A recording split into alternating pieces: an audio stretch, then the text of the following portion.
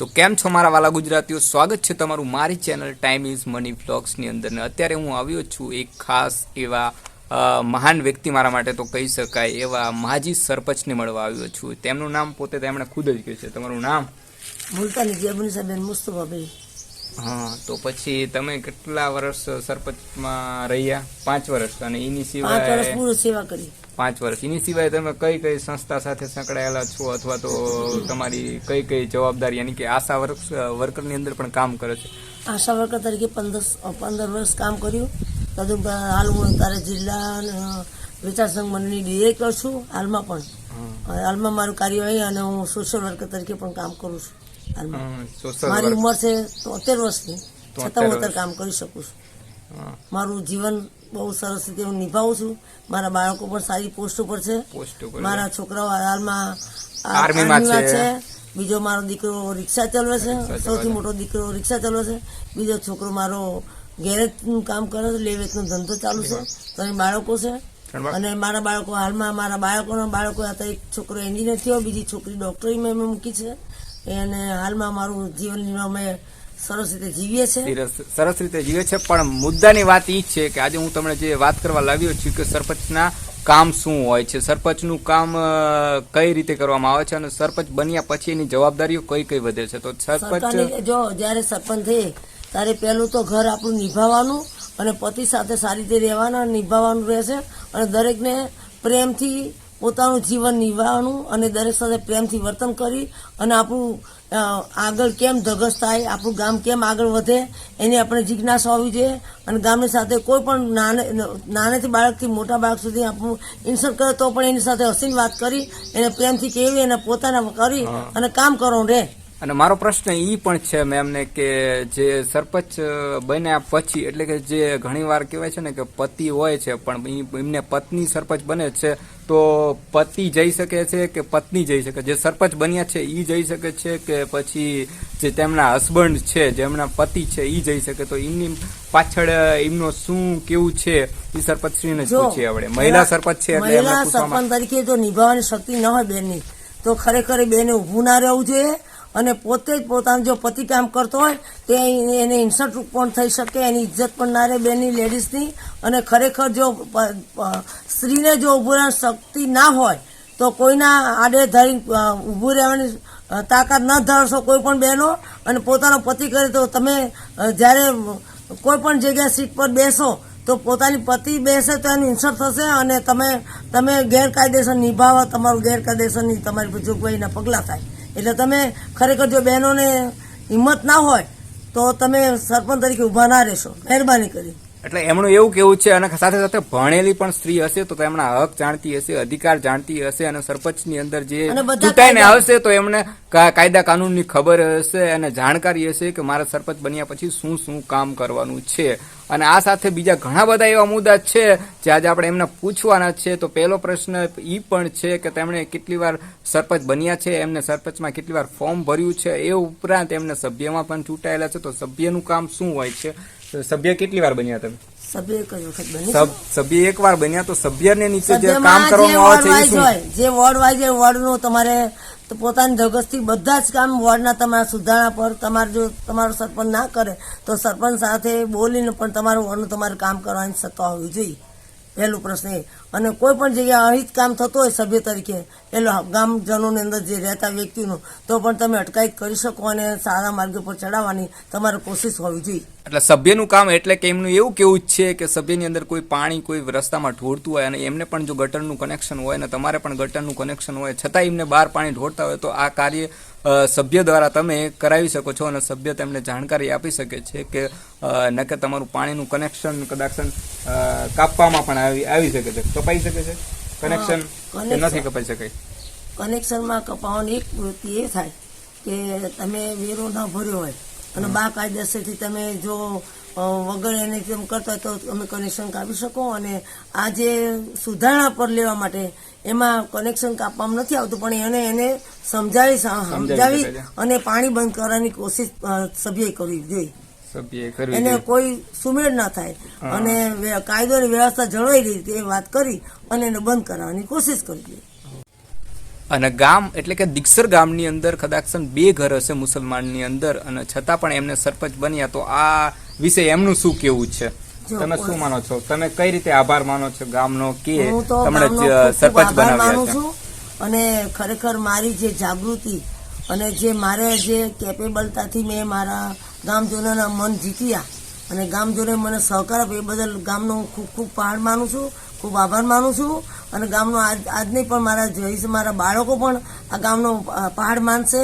ગામને બહુ જાગૃતિથી અને ગામનું કોઈ પણ કામ હશે તો મારો દીકરો દેશ સૈનિકને અત્યારે હાલમાં પણ મારા દીકરાને કદાચ રિટાયર થઈને આવશે તો હું અત્યારે એ વચન આપું છું કે બેટા દેશનું કોઈ પણ કામ હોય તો હું તટ પર ઊભા પગે તું દેશના બલિદાન માટે તું જતો રહેજે બેટા, પણ તું તારું નિર્માણ ના જણાવતો કે હું નિર્માલ્ય નથી અને દેશ ખાતર તું ખડા પગે ઊભો રહેજે, એવી મારી જિજ્ઞાસા છે અને મારા ગામ માટે પણ એવી જિજ્ઞાસા છે.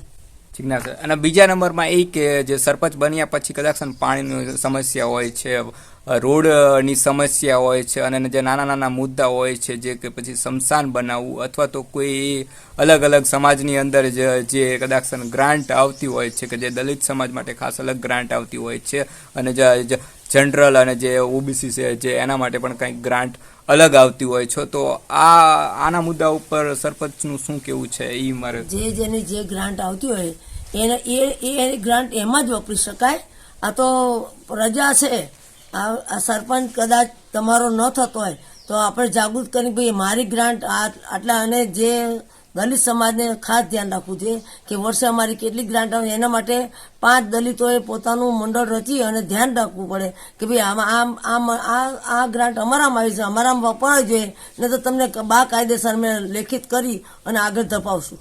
એટલે ઘણી જગ્યાએ એવું બનતું હોય છે કે જેમની ગ્રાન્ટ છે એમનો જે ઉપયોગ થવો જોઈએ તેમનો ગ્રાન્ટ એમનો ઉપયોગ નથી થતો, કારણ કે તેમને જાગૃત નથી હોતા, તેમને ખબર નથી હોતી કે અમારી ગ્રાન્ટ જે 35% જે વાપરવાની હોય છે એ વાપરવામાં નથી આવતી અને બીજી જગ્યાએ વપરાય છે. એનું કારણ એ છે કે એ લોકો જાગૃત નથી હોતા. તો આના માટે કદાચ જાગૃત ના હોય અને તો પ્રશ્ન કરી શકે છે અથવા તો કોઈ ફરિયાદ કરી શકે છે. ફરિયાદ કરી શકે, બેશક ફરિયાદ થાય કે ભાઈ મારી આ પંચાયતની ગ્રાન્ટ અમારી વણકર સમાજની કે અમારી દલિત સમાજની આવી છે તો અમારી આ ખરેખર અમારી ગ્રાન્ટ અમારામાં વપરાવી જોઈએ. અને એના મુદ્દા પર તમે કોઈ પણ જગ્યાએ તમે જિલ્લા પંચાયત, તાલુકા પંચાયત કે ગાંધીનગર લેવલે તમે એનું રેકોર્ડિંગ કરી અને તમે એનું માર્ગદર્શન માંગી શકો કે ભાઈ અમારી આ ગ્રાન્ટ ક્યાં ગઈ અને શું કર્યું એનો અમને જવાબ જોઈએ, તો એના પર પગલાં લેવાઈ શકે. જે મેન મુદ્દો છે, જે મેન મારો ક્વેશ્ચન છે એના ઉપર આપણે આવી છીએ. જેમ કે ગામની અંદર કોઈ દેવી પૂજક સમાજ હોય, વાલ્મીકી સમાજ હોય, ડાંગસિયા સમાજ હોય, ચમાર સમાજ હોય,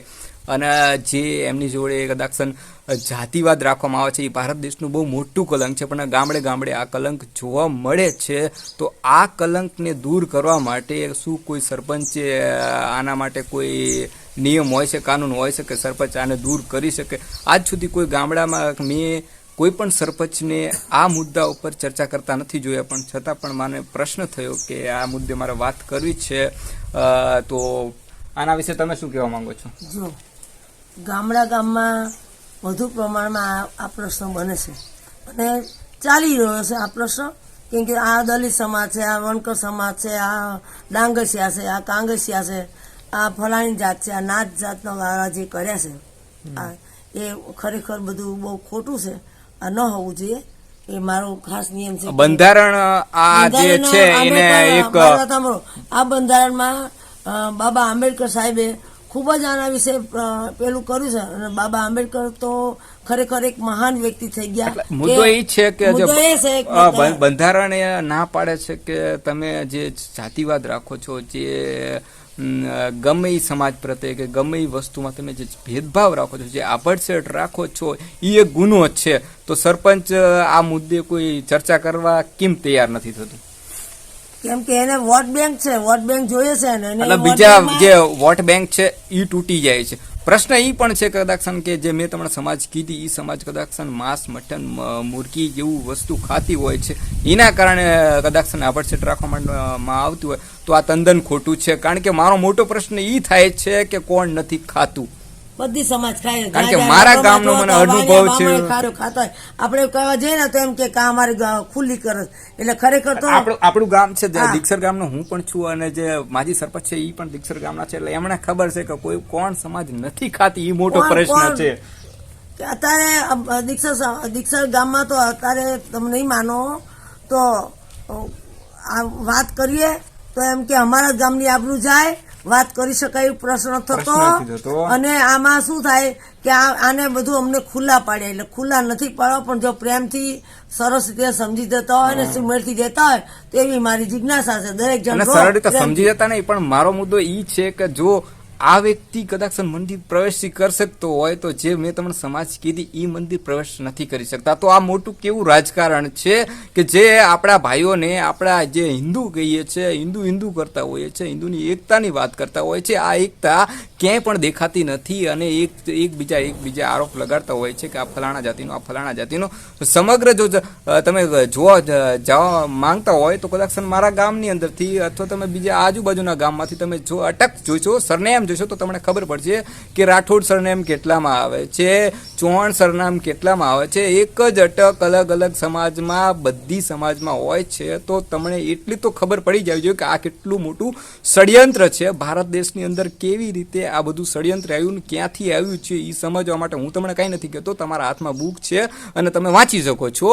ગમે એ બુક તમે વાંચીને આ જાણી શકો છો. તો જો તમને ક્વેશ્ચન થતો હોય તો તમે આ જાણી શકો છો. જેવી રીતના મને ક્વેશ્ચન થયો, મેં ગામનું સર્વે કર્યું, મેં ગામના ઘરે જઈને સર્વે કર્યું તો મને ખબર પડી કે જે 35 વર્ષની ઉંમરની જેટલી પણ સ્ત્રીઓ છે, મહિલાઓ છે એ બધી અભણ છે. અને છતાં પણ એમ કહેવામાં આવે જ્યારે આપણે સ્કૂલમાં જઈએ કે સરસ્વતી માતા વિદ્યાની દેવી છે. તો મને એમ થાય કે જો ખરેખર સરસ્વતી માતા વિદ્યાની દેવી છે તો આટલી બધી સ્ત્રીઓ અભણ કેમ રહી ગઈ? તો મારો પ્રશ્ન એ છે કે જે સરપંચ બન્યા છે તો હું એમને કોંગ્રેચ્યુલેશન કહું છું, આભાર માનું છું એમને કે 5 વર્ષ સરપંચના નિભાવ્યા અને સારું એવું કાર્ય પણ કર્યું અને સારા કાર્ય ઉપર બીજી વાર જ્યારે સરપંચની ચૂંટણી માટે ઊભા થયા તો મેં ખુદ એમને વોટ આપ્યો. કારણ કે એમને જે વોટ માંગ્યા હતા એ કામના આધારિત વોટ માંગ્યા હતા અને એમને જે આશા વર્કનું કામ કરે છે એમાંથી હું તમને કહું એમાંથી હું એક પ્રશ્ન પેદા થાય છે કે આજે પણ હજી કેટલી સ્ત્રીઓ અભણ છે? સ્ત્રીઓ અભણમાં એમાં એવું છે કે અત્યારના યુગ પ્રમાણે ઘણી અત્યારે બહેનોની સલામતી અમુક ઠેકાણે નથી. એટલે એ સલામતીને દૂર કરવા માટે અમે એવી બધી બહેનો પ્રગટ થયેલી છે આશા તરીકે કે ઘરે ઘર ચૂલા સુધી અમે પહોંચી ગયા છે અને દરેકને એના બાળકોનું એની પોતાના પતિ સાથે અમે સુમેળથી વાતચીત કરી એને પણ અમે આગળ ધપાવવાની જિજ્ઞાસા કરીએ છીએ દરેક ઘેર. અને હાલમાં મારું એ જ કાર્ય છે કે સ્ત્રીઓ કેમ આગળ ને હા ઘણી સ્ત્રીઓ વધેલી છે. કોઈ બાય પ્લેન ચલાવે છે, કોઈ રેલવે ચલાવે છે, કોઈ ગાડી ચલાવે, કોઈ બાઇક ચલાવે, કોઈ રિક્ષા ચલાવે છે. ઘણી બહેનો કંડક્ટરમાં રહે છે, ઘણી ડ્રાઇવિંગ તરીકે રહે છે, પ્લેન પણ ચલાવે, ઘણી મિલિટરીમાં ફૌજી રાણી પણ બની છે. એ ફૌજી રાણી તમે જુઓ, હાલમાં હું એને વંદન કરું ફૌજી રાણીને કે પોતે પોતાનું બલિદાન માટે દેશ હાથર પોતે એકલી આમ સરહદ ઉપર પાકિસ્તાનની સરહદ ઉપર ફરતી હું ભારું છું ત્યારે મારું છાતી ગજ જેવી ફૂલે કે મારી બહેનો જો કેટલે પહોંચી. અને અત્યારે પણ હું એવું વિચારું છું કે જે કોઈ સરપંચ લેડીઝ બને તો એને પતિને કામ ન કરવા દેશો. પોતે જો એવી હિંમત ના હોય તો ઊભા ના રહેશો અને તમે તમારા પતિને ના પાડો કે હું બનીશું.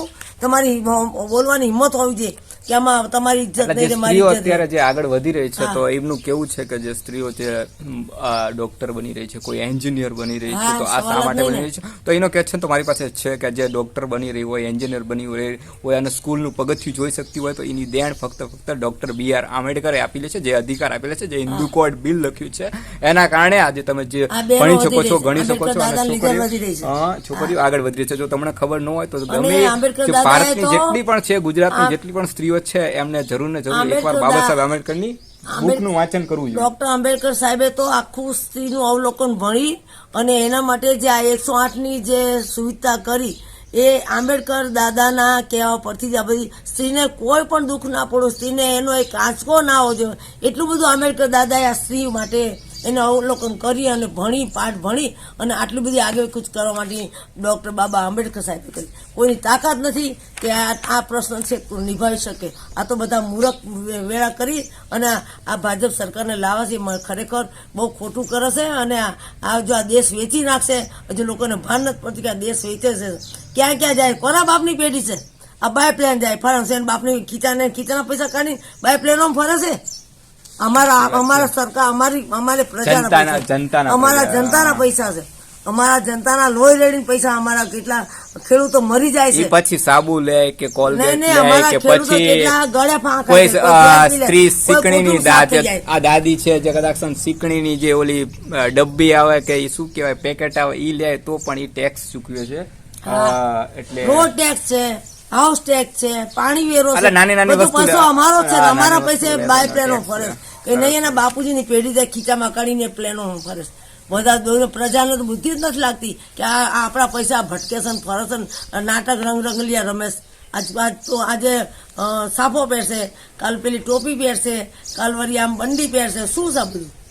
સાદો માણસ અમારો કોંગ્રેસી સાદો સિમ્પલ જે બંડી સિવાય જબા સિવાય કંઈ પહેરતો નહીં. ગાંધીજી બાપુએ એક વખત એવું કીધું કે આ બધા કે મારે નથી, તો ગાંધીજીએ સ્વીકાર્યું કે આ બધા આવી રીતે કે તો મારે એ પોતે ધોતી પહેરવા માંડ્યા પછી કે હવે મારે નથી તો મારે તારે નથી તો ભાઈ મારે નથી તો બસ એક ધોતિયા પર એમની પોતાની જિંદગી ગુજારિશ કરી. આજે એમનું કુટુંબ તમે જોવો ગાંધીજીનું તો આજે એને કોઈ ગણકારતું નહીં. એટલો બલિદાન ભોગ આપ્યો તો ગાંધીજી બાપુના હતા. હાલની તારીખમાં લોકો જે પછાડી જે ધરતી છે, જે બોલવાવાળા માણસો એ બેવકૂફ રીતે બોલે છે.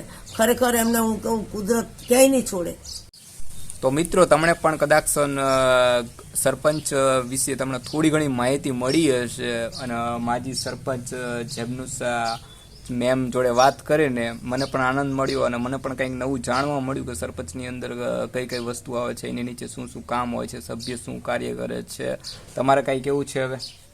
ના બસ મારા ગામની લાગણી જોઈએ, બીજું કઈ નહીં. મારા ગામને મારું ગામ આગળ વધે, સુશોભિત થાય અને સરસ રીતે લોકો મહાનતાથી જીવે, પોતાની સુમેરતાથી જીવે, પોતાની સ્વતંત્ર ક્ષમતા અને ભાઈચારાથી આપણું ગામ એક સુંદર બને અને બનાવવાની કોશિશ કરે. જે પણ સરપંચ ચૂંટાઈને આવે બસ ઈ જ આપણી નમ્ર વિનંતી છે અને ઈ જિજ્ઞાસા છે કે દરેકને સારું પાણી મળે, સારા કપડા મળે પહેરવા, ગામમાં કોઈ સુખ શાંતિ થાય અને ગામને કોઈ પણ જગ્યાએ અમારું ગામ આગેકૂચ સારી રીતે થાય, એનું નામ રોશન થાય. એટલે કે જો ગામ સુંદર બનશે તો ગામના લોકોની વિચારધારા સુંદર બનશે અને ગામની વિચારધારા સુંદર બનશે અને બહાર જશે તો એ બહાર સુંદરતા ફેલાવશે. એવી રીતે જ ગામડેથી જ જો શરૂઆત થશે તો જ આપણા દેશને સુંદર બનાવી શકશું, વિકસિત બનાવી શકશું. એક એવું છે સરપંચનું. હું આશા કરું છું તમને કે મારો વિડીયો પસંદ આવ્યો છે અને જો તમે મારી ચેનલ ઉપર નવા હોય તો ચેનલને સબસ્ક્રાઇબ કરજો, બેલ આઇકનને પ્રેસ કરજો તાકે તમને નોટિફિકેશન મળતી રહે. અને બસ આજના વિડીયોમાં આટલું જ. અને વિડીયો પસંદ આવ્યો હોય તો લાઇક કરજો. મળીશું નવા વિડીયોમાં. Bye bye, take care and enjoy your life.